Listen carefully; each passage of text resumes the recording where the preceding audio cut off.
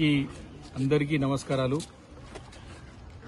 మరి నిన్న ముఖ్యమంత్రి రేవంత్ రెడ్డి గారు తన యొక్క నియోజకవర్గంలో మరి సర్పంచులని ఉద్దేశిస్తూ మాట్లాడుతూ మా యొక్క అధినాయకుడు కేసీఆర్ గారి పట్ల, మరి మా యొక్క పార్టీ కార్యనిర్వాహక అధ్యక్షుడు కేటీఆర్ గారి పట్ల, హరీష్ రావు గారి పట్ల, అదేవిధంగా ఇతర శాసనసభ్యుల పట్ల తీవ్రమైన పదజాలంతో, ఒక బజారు భాషతో, ఒక చిల్లర భాషతో, ఒక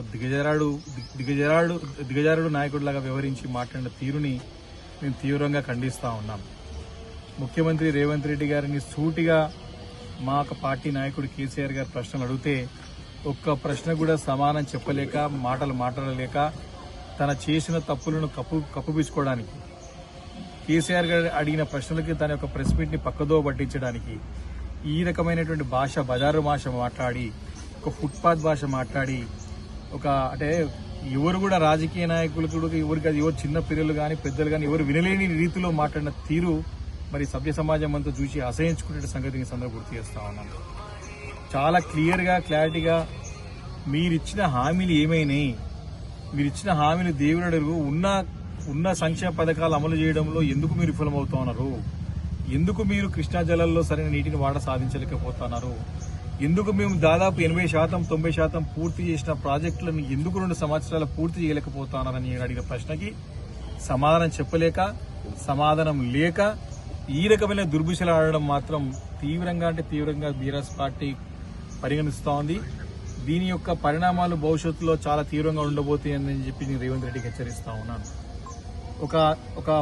ఒక జాతి అని, ఒక సామాజిక వర్గం అని చెప్పేసి ఒక ముఖ్యమంత్రి స్థాయిలో ఉన్నటువంటి నాయకుడు, రాగద్వేషాలకు అతీతంగా పనిచేయాల్సినటువంటి ఒక బాధ్యత గల పదవిలో ఉన్నటువంటి నాయకుడు ఈ రకంగా జాతుల పట్ల వివక్ష చూసుకుంటూ జాతులను కూడా కించపరిచే విధంగా మాట్లాడడం చాలా శోచనీయమైనటువంటి విషయం.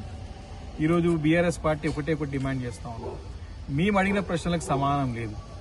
ఈరోజు ఏమనంటే నువ్వు అసెంబ్లీకి రా అంటూ, కానీ అసెంబ్లీకి ఏం చేస్తావు?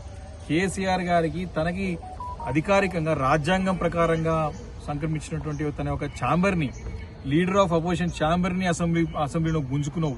అక్కడే నీ చిల్లర బుద్ధి బయటపడ్డది. మీరు మా యొక్క పార్టీలో 10 మంది శాసనసభ్యులు గెలిచి కాంగ్రెస్ పార్టీలో చేరితే వారిపైన చర్య తీసుకోకుండా వారు ఇంకా బీఆర్ఎస్ పార్టీలో అని చెప్పేసి అబద్దాలు ఆడుతూ ప్రజలని కూడా మోసం చేస్తూ ఉన్నాం.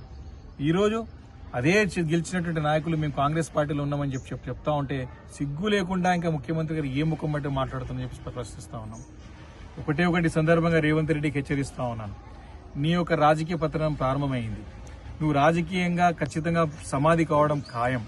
నువ్వు రాజకీయ సన్యాసం పుచ్చుకుంటా అని చెప్పేసి ఇప్పటికే పలుమార్లు 2 సార్లు శపథం చేసినావు. కొడంగల్లో ఓడిపోతే నీ రాజకీయ సన్యాసం పుచ్చుకుంటా అని చెప్పినావు. ఏమైంది రేవంత్ రెడ్డి? ఓడిపోయిన నీకు సిగ్గు లేదా? ఇంకా